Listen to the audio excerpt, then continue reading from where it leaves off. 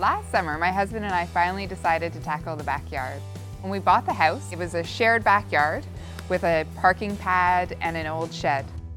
We have 2 double doors in our kitchen that look out over the backyard, and every morning I would stir my coffee and plot the shed's demise.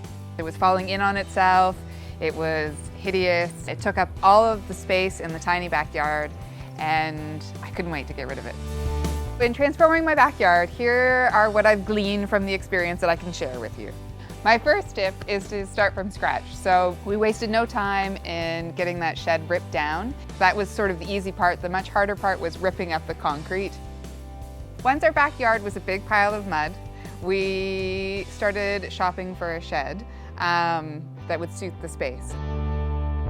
The name of it's the Stratford Shed at Lowe's. It's a great price and it has an installation service, which is key. So within a day you come home and you have a brand new shed in your backyard. My next tip is to think about a dark color when you're painting a shed in your backyard. I think it helps the shed recede into the background. It doesn't stand out and it just blends in like it's always been there. So we chose Amherst Grey by Benjamin Moore for the exterior color, and the trim's done in Chelsea Grey.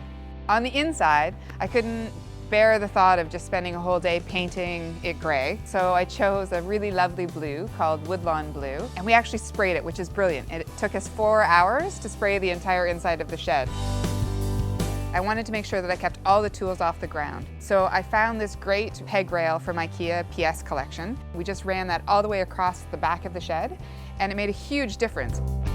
My 5th tip is in regards to the plants. I personally love gardening and planting. We have a grassy area, and then we did really low maintenance plantings of hydrangea, beautiful snowballs from Sheridan Nurseries, and blue arrow junipers on either side, which kind of have a nice bluey gray.